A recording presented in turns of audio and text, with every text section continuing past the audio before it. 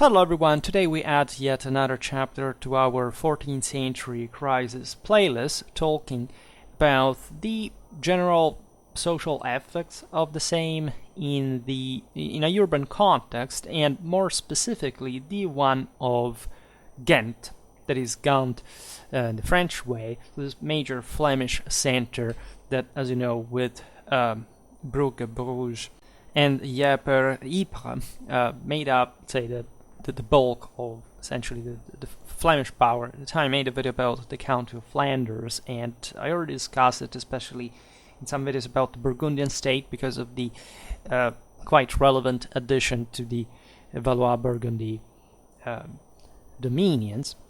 And yeah, we've made so much about the 14th century crisis, but it's fascinating, I think, to look, especially medieval history in general, at the various local situations, and so pointing out certain dynamics from the general to the particular, and vice versa, going both ways. And in fact, we begin from the broader picture, because we didn't talk so much really about what happened in the cities per se. Yes, we have seen how essentially the major urban centers in Europe did shrink, right? Were severely affected by epidemiological, demographic reasons, especially the great concentration of inhabitants in there was the largest in history, right? The great medieval civilization, among the other things, had this compared, say, to the Roman city, that so many people were stopped in that. If you look at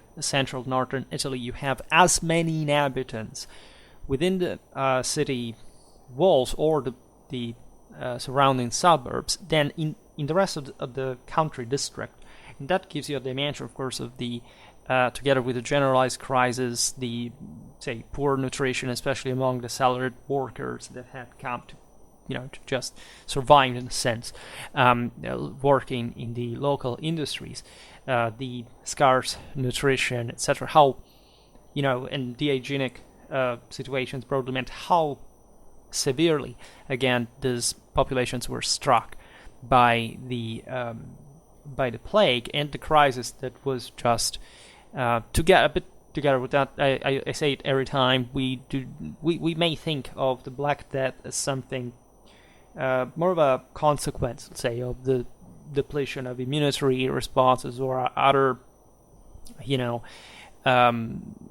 say, generalized process of misery, of decay, of degradation that had occurred in the sort of half century, couple of generations before from the stagnation of the great medieval civilization. But we're not here to talk about that specifically.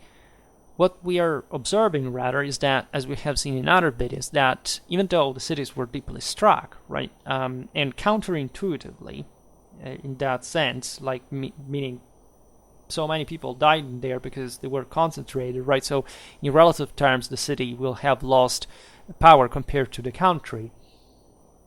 This is actually wrong, right? It went the other way around. I mean, definitely population shrank, also in the countryside, of course, and it is fair to say that, yes, there was a greater hit in the cities if we just look at the epidemiological situation. But, right, aside from the fact that the country, in fact, shrank as a community, right, indeed, even nature took over, claimed back, let's say, lots of what had been, in fact, deforested, reclaimed, etc., in the previous centuries of expansion, that were also dictated a bit by this sort of critical needs, not just a positive, flourishing expansion, but just the need of having more cultivated land because there were more people and food didn't just rain from the sky. What happened, however, is that the patriciate of the cities, just a bit like the feudal nobility in other contexts, and then at this point, 14th century Europe, they're all pretty much intertwined, right? The urban and the rural are not, so say, they were never fully detached at all, right? Nor ever, close to that. But let's say at this point, Europe was much more intertwined within itself at every political and social level. And this patriciate, together with the feudal elite, did actually reinforce its position politically, socially, etc., on the masses, including the ones of the salaried workers and the peasantry outside. And we will see in part now why and how did this happen, and the conflict and even the self-destructive, let's say, action of the various estates that were competing within this picture, and that eventually led just to some of the oldest elite to remain in charge, and or actually to be taken down, but to be replaced by essentially incompetent people, and so making it worse for everyone. This is a bit the history of the broader 14th century crisis that extended in some cases also beyond. There are countries in Europe, if you look at Italy, Germany, Czechia, Poland, etc., that had these phenomena going on basically throughout the same dynamic, but stretched along chronologically 2 centuries, right? And so there are similarities you can trace, because just there were different stages of development, and more or less with the cyclical crisis that happened, say, more or less in a Malthusian fashion, and because of epidemics and famines and other catastrophes, let's say, would eventually go towards the same direction. So we do see how definitely cities at least seem, in this sense, in a material way, to suffer in a greater fashion famine, right? And I say that seeming and materially because, generally speaking, those who study these topics are structuralists, and they, of course, are biased towards a sort of more materialistic view.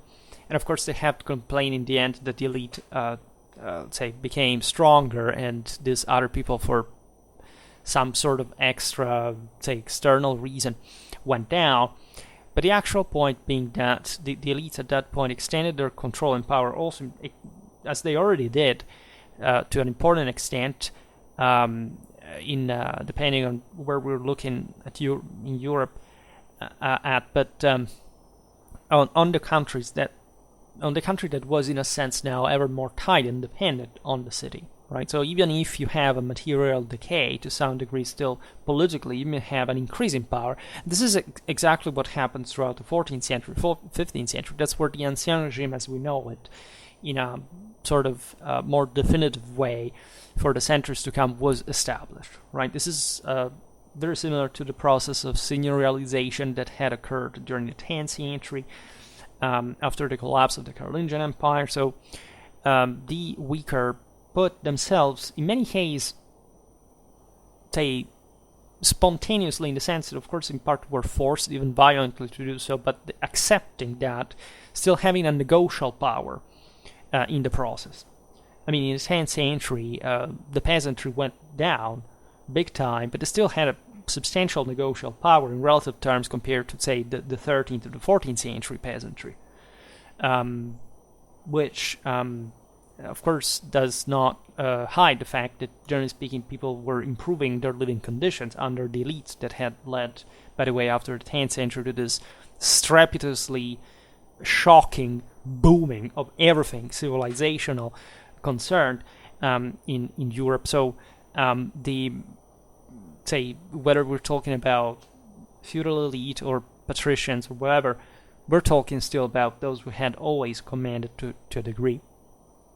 And in fact, here there is a background, especially for the revolt of the textile workers of France and central northern Italy, that is very much studied against by structuralists, because these were big sort of proletarian movements that were, they were aware of the fact that they were sinking, right? And so they tried revolts. At some point, they think about the Ciompi in Florence, etc. They even reached some important positions of power, but concretely, we're talking about traditional societies in which this was extremely short-lived and just actually manipulated, right? Engineered, maneuvered by the traditional elite that eventually took out these guys, also because their leaders were scumbags themselves, and as soon as they became powerful, they would still want to be part of the elite themselves. But of course, lesser people just coming straight to the top all of a sudden is never quite a good idea in the first place. In fact, this whole thing failed brutally, just like the Jacquerie failed, just like the Hussite movement and so on. So this is always a very important datum to give, because I don't watch, again, other YouTube channels. I don't know how, I don't think nobody ever talks about this to this degree of depth. I say myself every time this kind of socially themed videos that I'm not an expert. I don't study that specific. I study military history, but aside from the fact that I believe in the Clausewitzian Trinity as far as the compenetration and parallelism between politics, war, and society, and so of course I actually specialize in this the first half of the 14th century. But I always think it's like, if you do not get the bigger picture, it means you haven't gotten anything, right? You can't just nurture yourself with details and pretending that there are this very difficult perspectives. You cannot really measure the thing. It's difficult historiographical debate that must be in concept. This is the hardcore, macroscopic, hardcore reality of what happened, and since the only reason why it's still somehow hidden behind this pretty thin veil of moral relativism is, of course, it doesn't speak favorably at all of those who should have fixed this allegedly rotten system, that instead managed to withstand the blow and to provide us with a regrowth, with a renaissance, with the system that we lived into until, say, between the 18th and the 20th century. And in any case, there is this first dynamic. Yes, the plague hits, and of course the cities are struck heavily.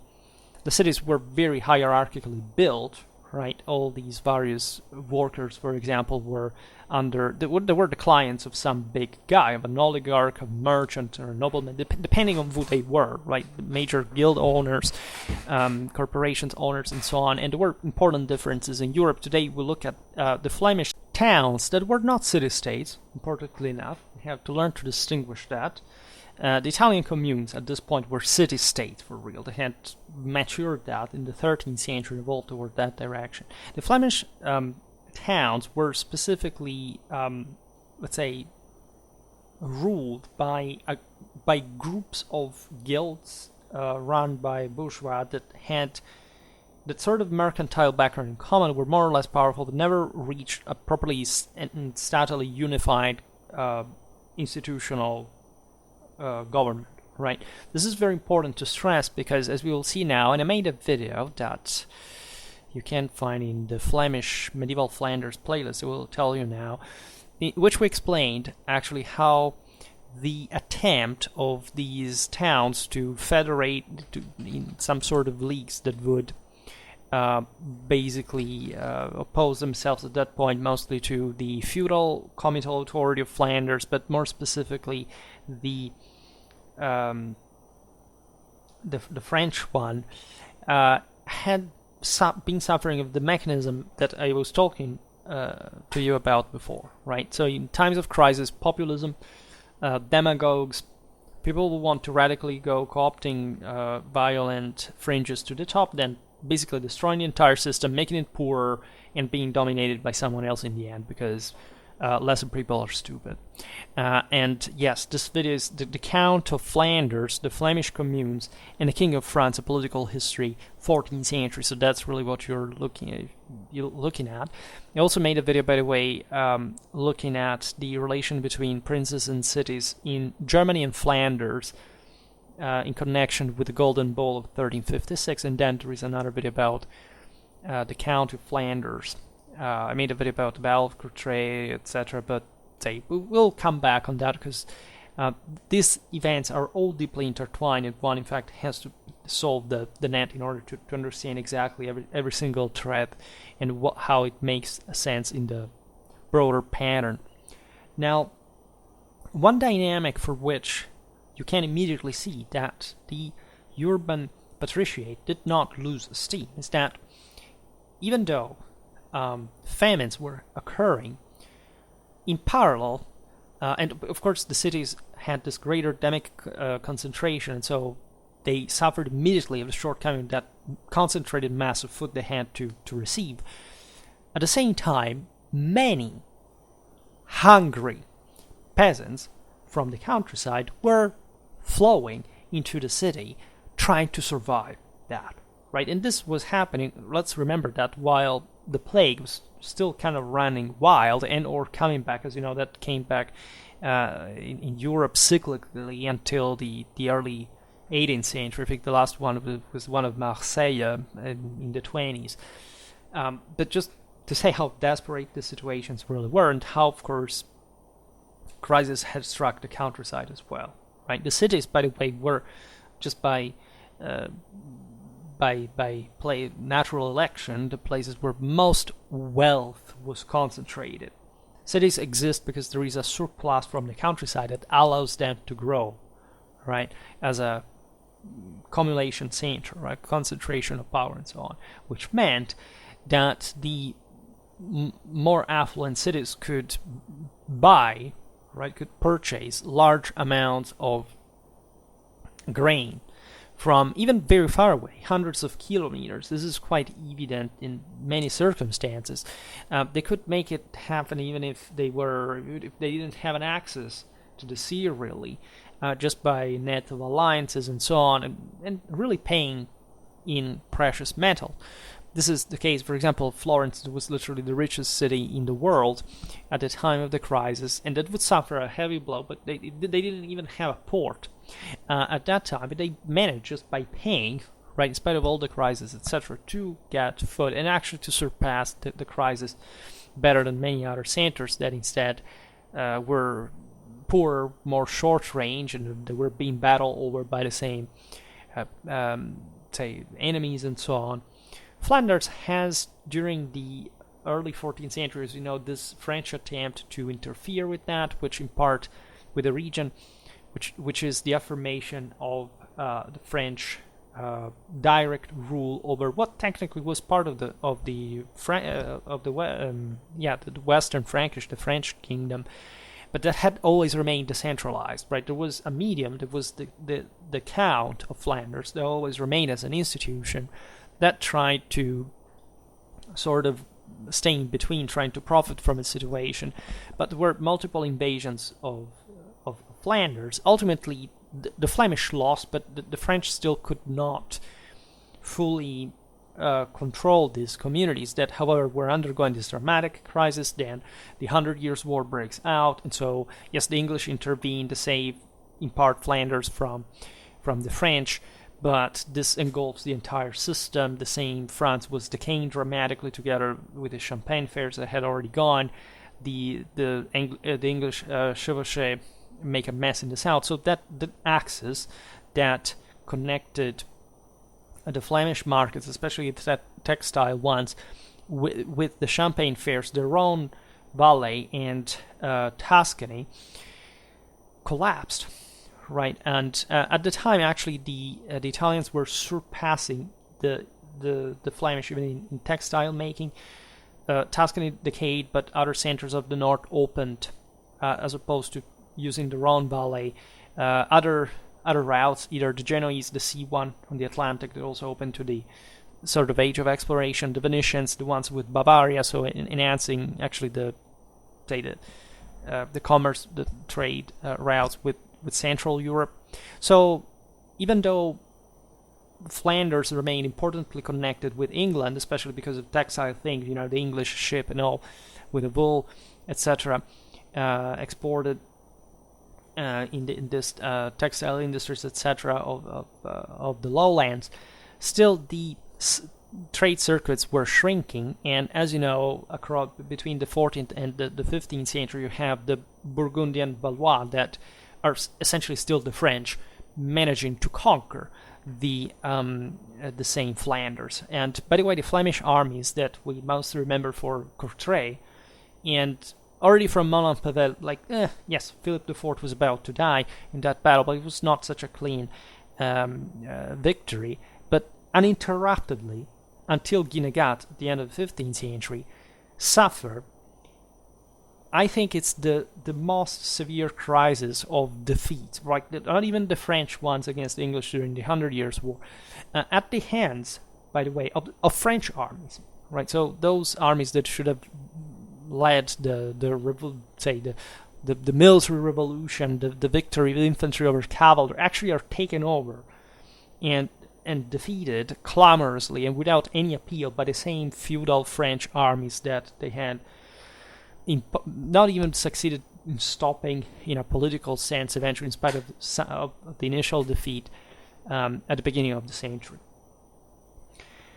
So it's a pretty messed up situation, right? And Flanders hasn't quite developed, as we've seen, a statal or confederal outlook. Like these towns operated as yes, in synchrony. They tended to just to back each other, but they weren't like a real state, a regional state of some sort, right? And actually the land was declining, so much so that it's rather the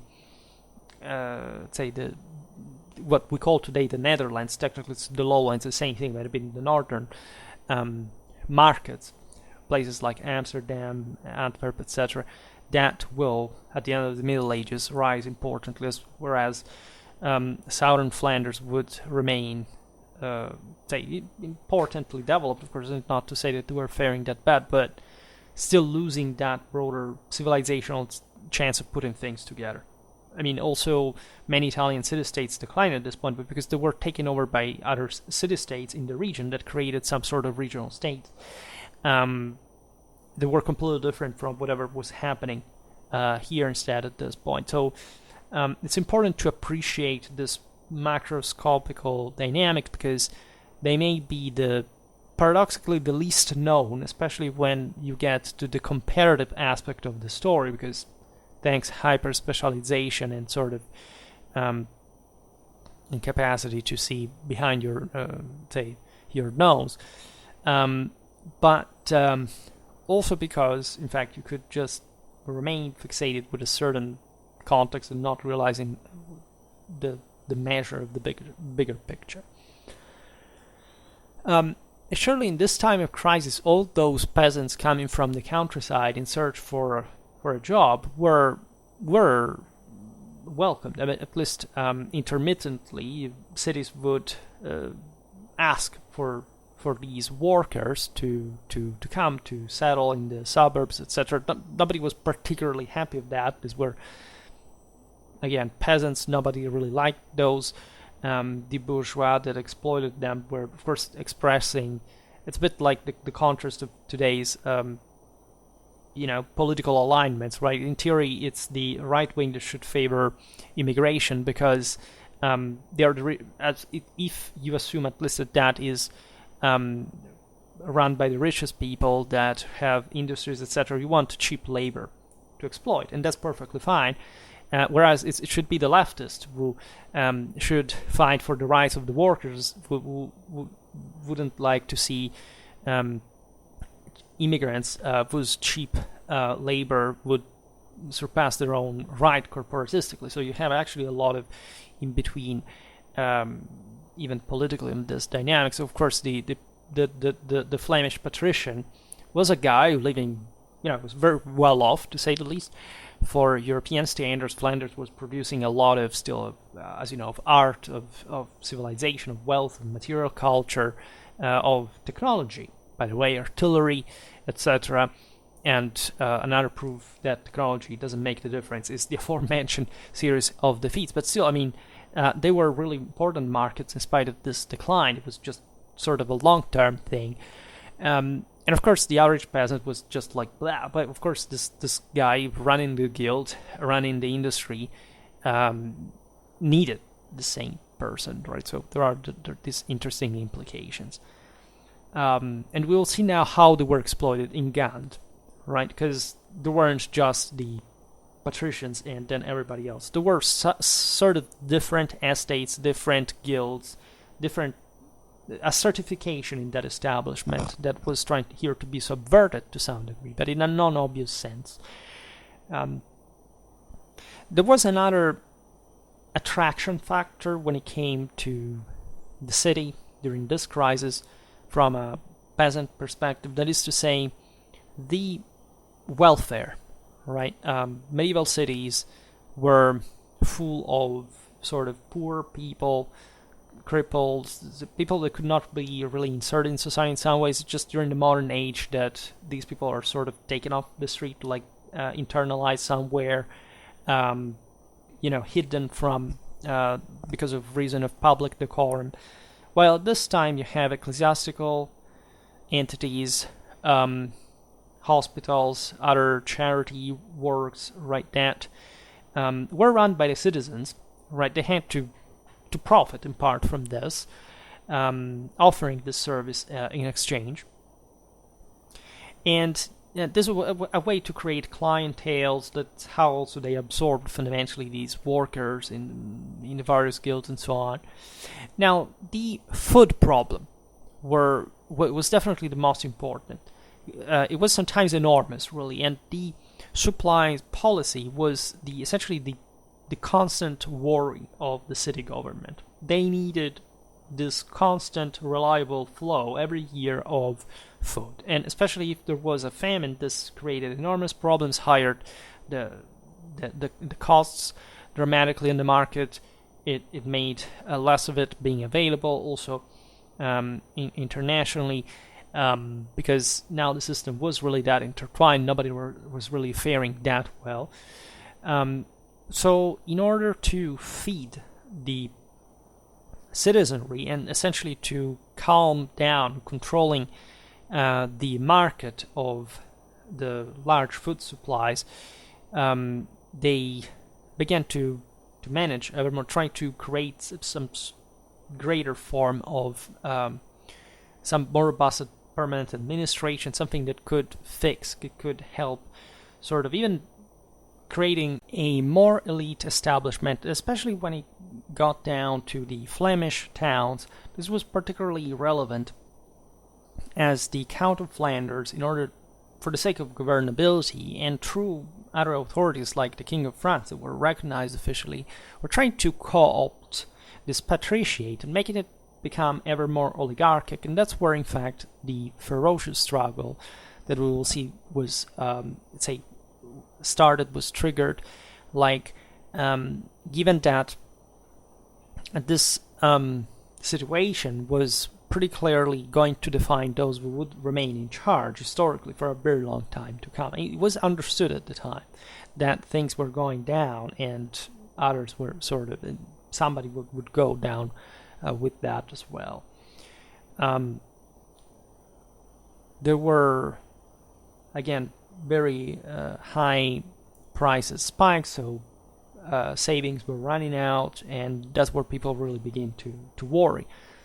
And I always say it, right, when you look at the 14th century crisis, look at all the crises after great times of expansions like the one we're living, and so realize that this is the moment to, say, found your bases right, because for a long time your children, your heirs, anyone is going to be defined by that, to say the least. And there was no doubt that adequate supplying systems that were all negotiated in this political struggle for those who had to have the control on it would, however, still make the winner, because they would stabilize the market, hence the community, especially in such trade-based centers. And so the question is, how many cities, because there was an inter-city competition, like, some markets were more important than others. It wasn't just about internally to the city, but the reciprocity here. Again, Ghent, Bruges, and Ypres definitely did cooperate at some point, but were also competing in a traumatically brutal fashion. And of course, they didn't care absolutely anything about anyone as long as they could reach their point. This was, again, absolutely normal as well, right? So the supply crisis offered, say, possibilities of speculation, especially when they were short-termed, right? And they could become sort of more contingent. And there was, however, a more long-term dynamic, as there was this ups and downs, because it wasn't just like a single moment of dramatic crisis, right? There were, especially before 1348, there were lots of different famous years of big famines, but say the other years could be better. But in any case, this fast rise and fall of, but mostly tending to the rise of food price, diminished the purchasing capacity of the salaries, and it obliged wide strata of the population to endebt themselves. And so those who controlled the market was, in many cases, also the owner of those lands that surrounded the city, normally. So the same guy who had more assets, who could lend more money, the same entrepreneur, or the the shop master, right? So people that were connected, they could be the same person, and or they could be all connected with each other, and that made up the hierarchy of clienteles, and that was able thus to tie ever more people from the city and the countryside in these moments of crisis, thanks to his management and control. These people weren't, there was nothing really bad in exploitation, considering especially that these people were the same ones that run the system, that still kept the system going, that had the man to maintain order, say the police if you want, that controlled the armament of the militias, that were upkeeping the city walls, that were keeping the city safe to some extent. So the city government in practice. Crisis meant also the accentuation of course, the different estates power divide. All right. In this system, again, there were those few were staying afloat, and the others who, at least, were after this becoming dependent on these guys. And for this reason, very often the situation got very hot and violent. There were agitations, rebellions, right? Especially the middle and lower strata of the populations were sort of at some point desperate enough to take up arms, and they were always led by someone else, right? They weren't doing this just in a class struggle, but they were, say, the sort of cheap, violent manpower that could be used, right, to make leverage on this or this other opponent. There were fierce vertical divides, not just horizontal ones, and poverty was really striking at that time. Like, living conditions at some point were really intolerable. The cost of bread just per se could be at some point prohibitive. So these same agitations and rebellions were of different meaning depending on all these factors, more or less important, and triggered by different causes. In any case, it's evident that was an increase in conflict, in danger, in instability.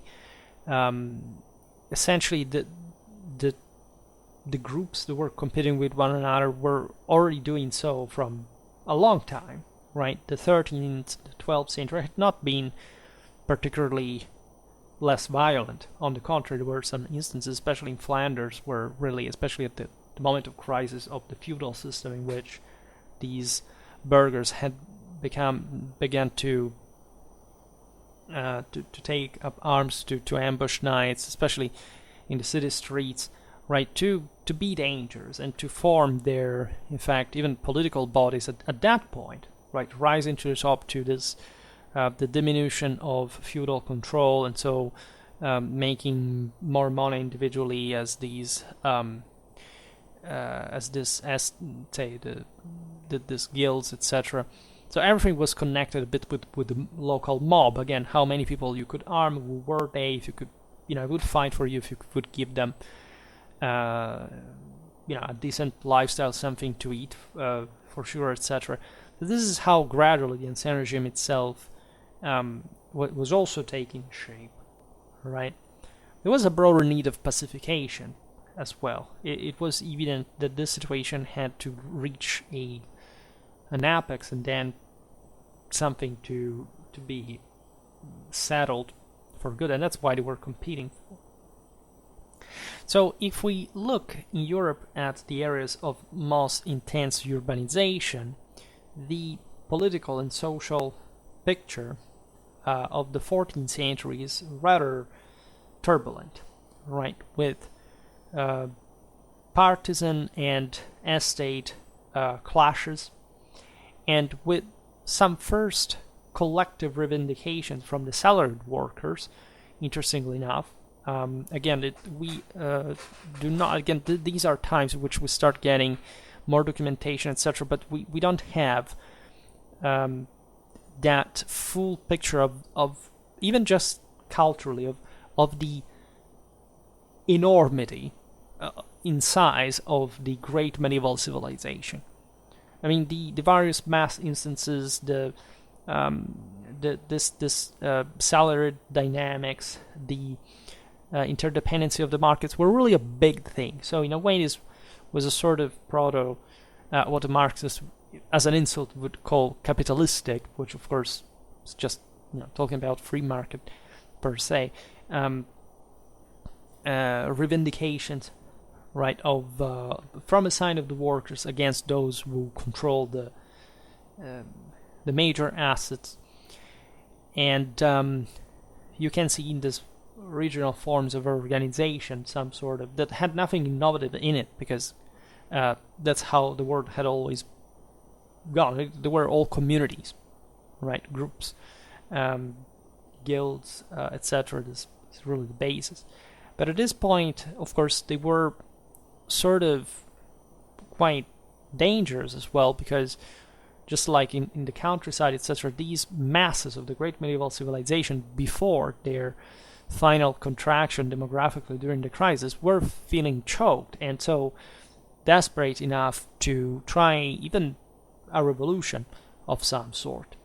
Again, they didn't have any sort of class awareness, at least in the long-range, large-scale capacity to recognize that they could objectively tackle the system, right? If you look at the Jacquerie, the numbers of the French peasant masses, they were really dangerous, but they didn't really have a common spirit or identity, right? The nobility did have, they were much more, enterprising and long-range and, internationally involved, and they really dominated the thing. They knew how to put them down, but of course it was a radical, brutal, and violent thing, both the rise of the rebellion and how it was put down were really massive baths of blood, and there weren't actually any other means to do that. I mean, if you really wanted to settle the matter, that's how it went. And that's why in the late Middle Ages the possibility of seeing institutionally the Fourth Estate represented in the monarchy, in the parliaments, failed, but it was a consistent possibility. I mean, we think about the first, the second, the third one, but yes, by the late Middle Ages, there were the premises for the Fourth Estate to enter that, but they failed, they screwed it up completely, and they were just brought brutally down, and that's where they remained until the 18th, the 19th century. So in many cities, however, there was a successful regime change, at least in social composition. And the reason why we're talking Ghent today is that Flanders was really the place where this had the greatest, the greatest extent. For the simple reason that I told you before. Today we do not talk about the Italian city-states, but there the thing could have just not happened to some extent. But they tried to do so, but it failed, at least to substantially alter the composition of the system. In Flanders, on the other hand, you didn't have that, again, statally structured hierarchy that could simply just even allow this system or another to compete for power. You just had all these various guilds that were fluid enough to sort of being able to sort of overwhelm each other depending on the various different strange bad companions that they could socially, politically find. And that's where the struggle was sort of more tumultuous, less ordered, and brought to sort of greater consequences institutionally. And that's where we get to Ghent. Between the 13th and the 14th century, in Ghent, I will say Ghent. The crafts association, on multiple occasions, rose up in arms against the city oligarchy. Right? This is interesting because they weren't merely the salaried workers, as I was saying before. Like, the Fort Estaters are incapable still today of moving by themselves. They need somebody else. It's just like during, I don't know, the Russian Revolution. It's some radical, exalted, fanatic, exalted element of the bourgeois, ideologically rigged and degenerated so-called intelligentsia that are able to direct these guys, and also for the current, whatever political regime exists that they may have installed. So it's rather the craft associations that, yes, could be in a sense very much in contact with the lower strata of the population, but they still had a power on their own, had something at stake as part of the establishment as well. But since they were the sort of the lesser element of this organized chain, they understood that they were the ones who were risking the most, and so they were in part, let's say, the ones who began to mobilize or to try to strive for the top with different means.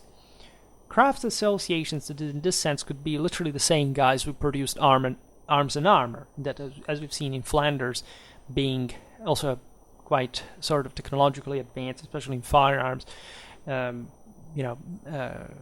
military culture, etc. We will talk about this on multiple occasions, hopefully. But they could put up an interesting struggle, also materially, technologically, and within the city streets. Everything was essentially revolving around the militias that were provided by these guys. I talked partly about them in some videos about the Burgundian army, to highlight especially that compared to the Bande d'Ordonnance, that the Burgundians started on the model of the French, say of the French monarchy, that were more orderly and sort of stable, etc. The Flemish contingents were, first of all, the Burgundians were interested in their artillery, but whenever they participated also as militias, they were much more heterogeneous, sort of on the smaller guild basis, right? And each one, again, they had their own militias, their own mob to mobilize and to arm, to equip, and so on. So that's the violent ways they would act. And they obtained at some point, but also lost repeatedly, the access to the actual communal government. Right? There was, of course, a communal government. Before I talked as if, especially compared to the Italian city-states, the Italian city-state would just be a state, like in an absolute sense. No, it wasn't like that. It was, they had to form in the same way, but I mean the stage of development is by scale different. And so, as we were explaining before, it was easier, even in a way, to reach the top, right? And so the main problem about this is that there was an oligarchy, what could be called the high bourgeoisie, to maintain what had historically been its dominance on communal councils. Now, the interesting thing about this is that, of course, there were different councils within the same city, but, of course, there was a preeminence just maintained by some individuals within the same, coming extracted from this oligarchy. The high bourgeoisie, in this sense, was properly the original. This had been also craft associates at some point back in the centuries, but now they had, in fact, gentrified. They had been richer, become richer, more powerful, more organized. They were the cream of the citizenry, right? These other craft associations were sort of, again, the lower elements, but they had grown as well over time. So through this certification, they were trying to break the mold and reach to the top. So the oligarchs that had exactly their same kind of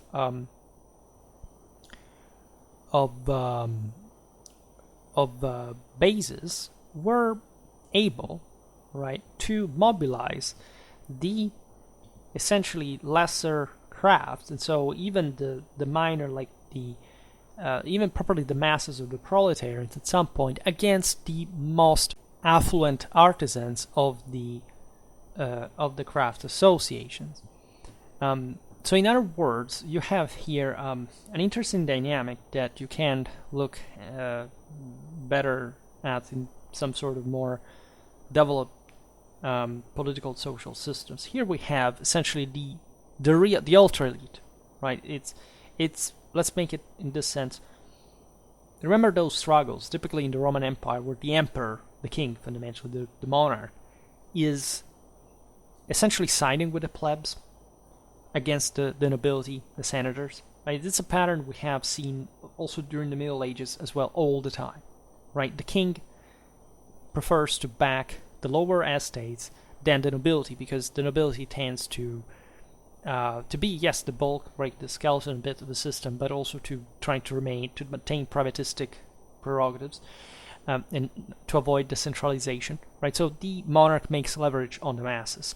This is exactly what happens in Ghent.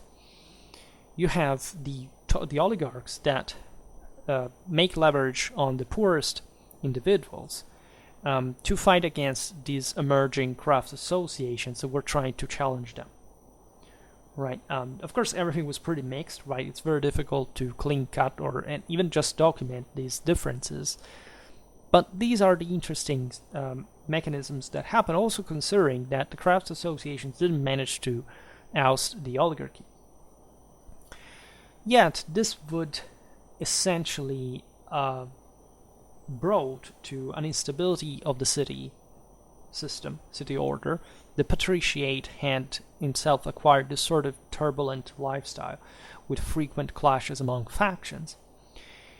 And all these tensions that were at times extremely dangerous with the masses at some point, making something very radical and bringing to power certain figures, certain heads that were very, again, populistic and sort of eventually, however, just fighting for their own sake, to the weakening of the local markets. Right, these towns had historically grown because they were florid trade centers. Now there was a generalized crisis, but these political social machinations contributed dramatically to destabilize the local order and, as such, the local production, which in Flanders was particularly the textile industry. This, as a consequence and insight, had the general effect to have the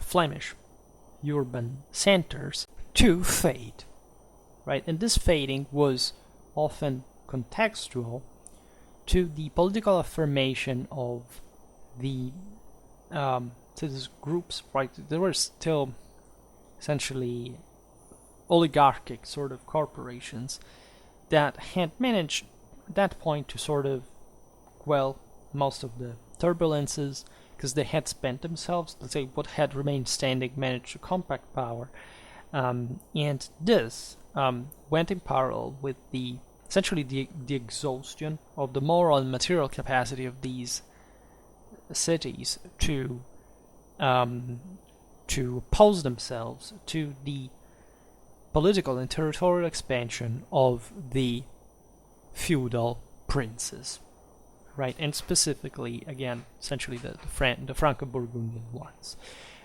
This is crucial to understand because, again, we pass from the beginning of the 14th century, the Battle of Kortrijk.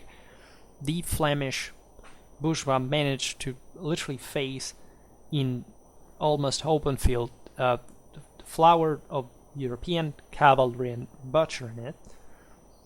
They got lucky in part because, again, they were catastrophically defeated by it later repeatedly, but so there is nothing actually positivistic or modernistic about this.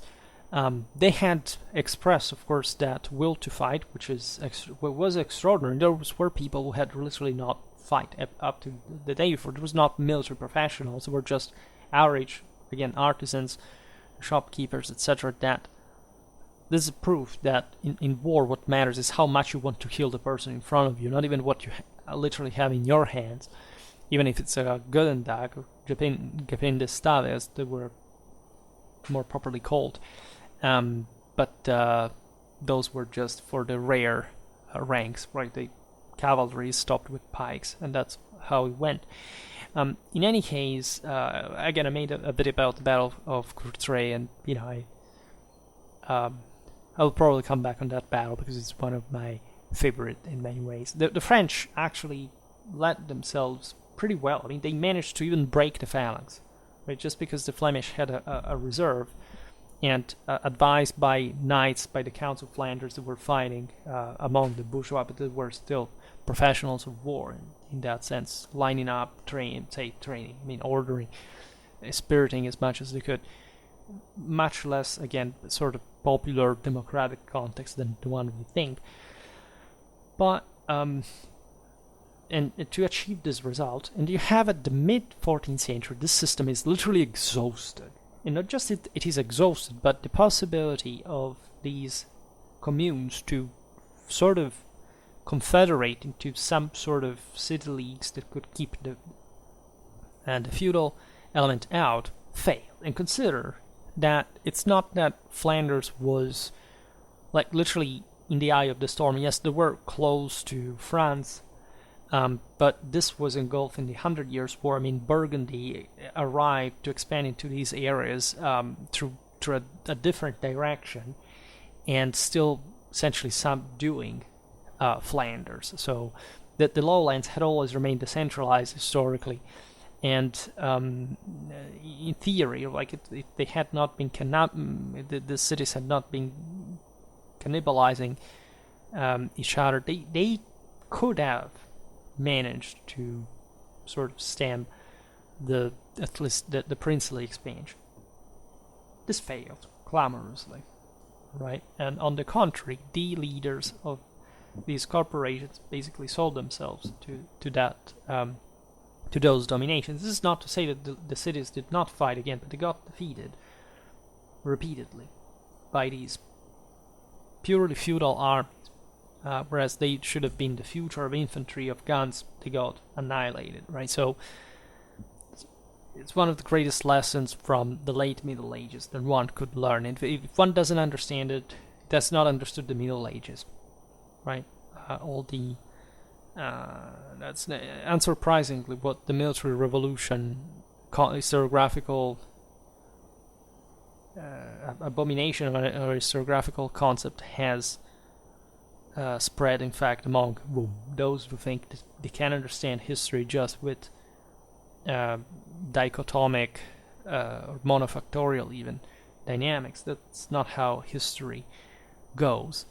But just for saying how this dynamic is actually also pretty similar to the one of many others that had occurred, and it shows that it doesn't matter how florid you can consider the Flemish towns that really were some of the most powerful trade centers in Europe. If you do not really have a statal glue, if you do not have a clear unity of vision, right? If you do not have some sort of generalized background that is allowing you to just discipline your forces, to order them to receive a discipline, etc., and to work together, you're gonna fail.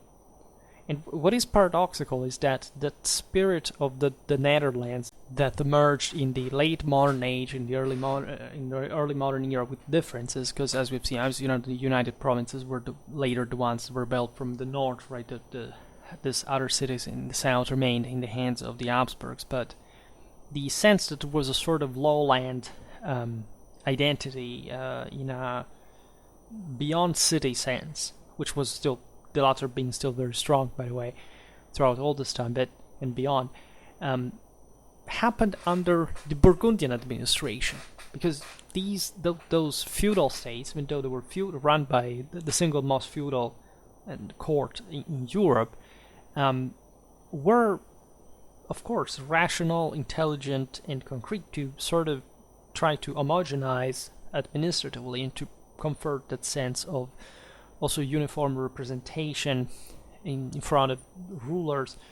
And that's basically how it went. I mean, Flanders lost, of course, their independence in the process, but they still received, in exchange, this sort of frame within which they would have developed eventually some later statal dynamics, which is, I think, very, very fascinating. In any case, what was the decline of Flanders in the late Middle Ages is something painstakingly horrifying, right, compared to what they had achieved before, right? It's difficult to find an area in Europe that underwent such degree of decline, let's say, of course, again, there was a maintenance of some, especially commercial capacity, but the political loss was unspeakable, to say the least.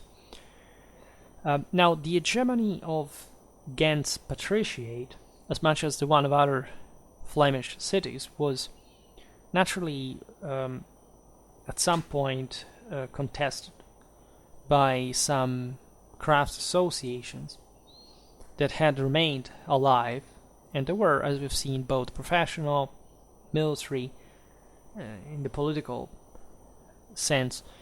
And this, of course, is interesting to compare with the central and northern Italian city-states, which, as we were saying, again, they are very different kettle of fish on their own.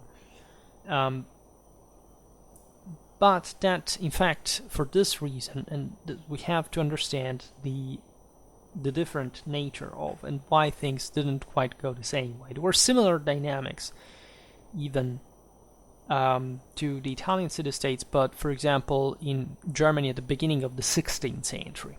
That's how late they arrived there, like 1 century and a half later. And you know that in Germany too, there wasn't technically a city-state, right?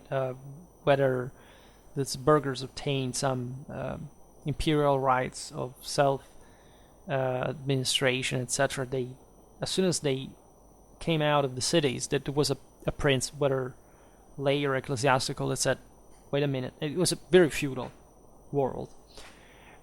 What is important to understand why, for example, these dynamics did not really happen, at least they didn't end this way in the Italian city-states, is that there, like in Italy, there was an aristocratic and military,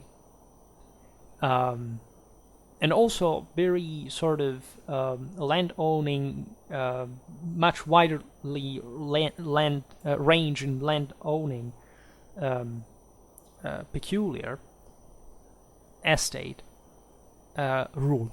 Right? In other words, the Italian city-states were still run by a sort of transplant of at least of an equivalent of the actual feudal elite, right, in the system, and it was there wasn't anything of that degree of power and hierarchy and authority in the Flemish towns, right? The militas, the families of, again, nobiliary background, still hegemonized eventually as lords. The city councils in communal Italy were much sort of stronger men, and especially were ruling from a true statal apparatus that was essentially having also a real regional extent. I mean, Flanders, even just by extension, could be a smaller and less developed system than the one that, say, the Lord of Milan was handling, right? And substantially so. So, as a consequence, whenever there were some textile rebellion, workers' rebellions in those centers, etc., there was always a system that had been self-perpetuating itself, especially in a militaristic sense, in the case of Milan, for example, that had really just the capacity of suppressing any revolt. Well, okay, we chose Milan because in Lombardy, truly, the people never took over. In spite, again, there were very strong infantries, as you know, historically, etc., but actually, like, cavalry and the estates that expressed it never took over. Well, okay, the people never took over in Italy in the first place, differently from Flanders, in a way, even though, again, there was just always this presence of the feudal count that had some grip on the system. There are different levels of political identity, because the Italians had basically gotten rid of... They could recognize the emperor, but they didn't have sort of a local feudal figure that they obeyed to. It's also in a national sense. But they had, in fact, their own states of regional size now. But not even in Florence, in Tuscany, where there was definitely that greater similarity with textile, say, okay, with popular government, right? Very different, again, from the one of Flanders, but still sort of more popular, republican in nature. Still there, basically the major oligarchs maintained all power as well. There was a broader statal institution expressed as the actual government of the city. There was not just this floating of corporations as such, but an actual structure holding that together. And even though there were more or less popular governments coming to power, especially after important crises, the defeat at the Battle of Lucca, we were talking about the 40s, 1940. It's the time the Florentines rebelled to the Duke of Athens, right? The system was never like, I don't know, the masses trying to take over, or the smaller craftsmen trying to take over. None of that, right? It could be at best some sort of bigger systems that were trying to overwhelm this or that corporation, but not really changing institutional profile, but not bringing the city down under the guidance of, say, a single estate or an eventual oligarchization simply on that basis, right? Actually, in many of these cities, there was eventually just a strong man that would arrive and control the thing in an ever more sort of seigneurial fashion, right? As a, again, charismatic leader of some sort, trying to dynastize, but not this sort of... because that's also what remained in Flanders, right? That there wasn't quite, say, the leader of a single city. Given that there wasn't the statal level, it was more convenient just to have the traditional patricians maintaining their places in the councils, but never elevating themselves at the level, say, of the counts of Flanders, right? And so that is really another kettle of fish, and it's extremely important to understand the differences, right? Not all cities in the Middle Ages are the same way. Not all regions are, not all institutional social systems are. They aren't, right? And so one must forcefully understand the differences, otherwise there is no way you can understand medieval Europe in the first place, right? And I would say talking about these differences is also just the funniest part of history, as I was saying at the beginning. I mean, if you picturing what was happening contemporarily in different parts of Europe is with an objective accuracy is the most satisfactory thing You can do especially for the Middle Ages, right? But in general, in the essence of historical awareness itself. And beware of that, because the more, say, the worse the times, and the blinder people are towards these differences, because it's as if they didn't want to admit to belong to a worse system, right? Any difference actually is seen as a sort of expectation towards them, something that you're expecting of them in terms of personal, cultural, moral quality, and that's the absolute worst that you can present them with standards. Right? So always beware of whatever picture emerges from the way you describe the world, you talk history, because it affects everyone, and that's the measure by which history cannot be misinterpreted. Right? You can highlight an aspect or another, but eventually you're always going to give that fundamental notion, that fundamental, say, measurement about the actual substance of what you're discussing. There is no way out of that, really, right? And so this must forcibly be understood. We will keep talking naturally about Flanders, which before I didn't indicate to you actually the entire, because I searched just for the videos with a title, but if I search in the playlist, like, we have done a substantial amount of stuff about Flanders so far. Especially in the first years, I was talking mostly military stuff from the late Middle Ages, but we still have a lot to do about that as well. I'm just checking. Medieval Flanders, only 7 videos. It's not too much, but it's already something. Like Flemish and Lorrainese Ministeriales, so that I remember. The County of Flanders. Those are basically, I told you, the medieval Flemish tactics, the Battle of Courtrai, and medieval Flemish armies organization. Well, I'm glad I made this other video, because otherwise it's really too few, and we must do much more. We really must do much more, because these are very important topics, right? They're not just again anecdotal and looking at even something a bit more in depth. At some point we'll surely be able to appreciate even the history of, specifically, of the single cities. Today I just used Ghent for the sake of example and context, but these are dynamics that one must see from a much sort of smaller scale to eventually understanding the full implications, at least if one makes local history. Otherwise, these introductions, I think, are very important and necessary to just give that direction, explaining what happened, right? Alright, well, for today I stop it here. I just hope that you enjoyed this video. If you did, please share it. Otherwise, leave a like or subscribe to my channel if you're interested in my upcoming content. As always, I thank you heartily for listening to me. I wish you a nice time and see you next time. Bye.